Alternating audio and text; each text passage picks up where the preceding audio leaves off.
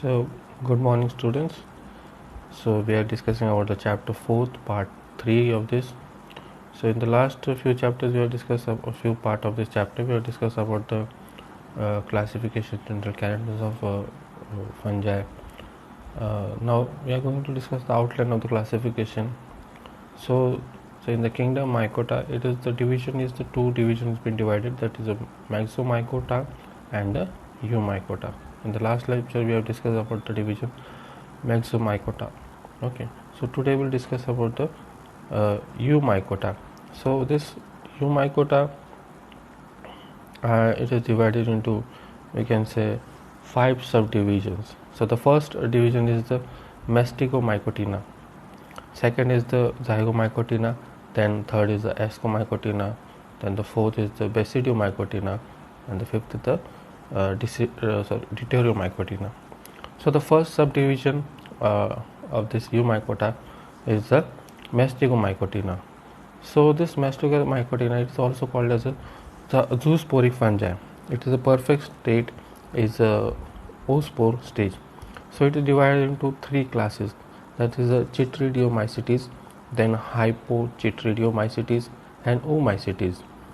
Okay, so the first one of this class is the Chytridiomycitis. So in this, the thallus may be unicellular or with thin primitive mycelium.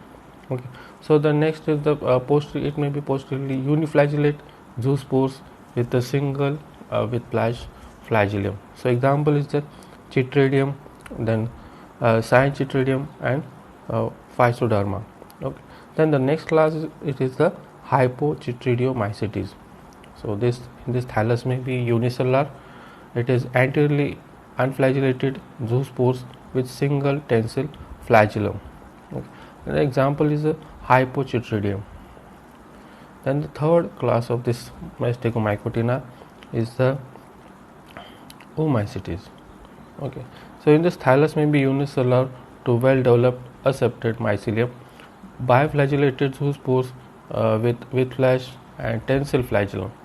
So example is Pythium, Phytophthora, okay, and Plasmopora.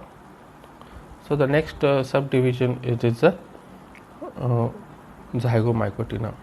Okay, so this it is also called as a pin mold or bread mold fungi. So its perfect state is a zoospores. Okay, so it is divided into 2 classes, that is a Zygomycetes and a Trichomycetes. So the first class, that is a Zygomycetes, so it is usually saprophytic or weak parasitic. Its mycelium, it is accepted immersed in the substratum. Okay, example is the mucor or the rhizopus is there. Then the second class, that is the Trichomycetes. It is the, so in this they are parasites of arthropods. So this in this mycelium is superficial accepted which is not immersed into the substratum. Example is the Acrinia.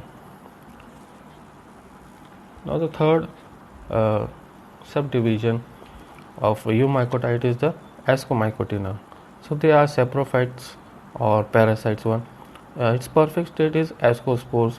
So it is divided into 6 classes, that is a Hemioascomycetes, then Plectomycitis, Pyrinomycitis, Discomycetes, Loculus Ascomycetes, and Lobulobinomycetes.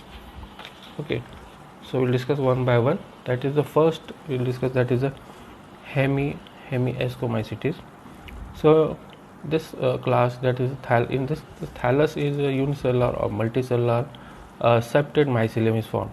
So in this asci is naked, which is no ascoscarp, and we can say ascogenous hype is formed. So example is a Saccharomycetes, Thaprino. Okay, next is the class is the Plectomycitis. So in this thallus is well developed septate mycelium is formed, then ascogenous hyphae are present, and asci well developed in ascocarp. Okay, so example is a Euritium. Then the third class is the Pyrinomycites. So in this thallus is well developed intercellular or intracellular septate is hyphae is formed. Ascogenous hyphae is well developed, then asci are developed in organized ascocraft, which is called as a clitotheriums or perithecium. Sorry. So example is a neurospora is there, uninula example is there. Then the fourth class it is a Discomycitis.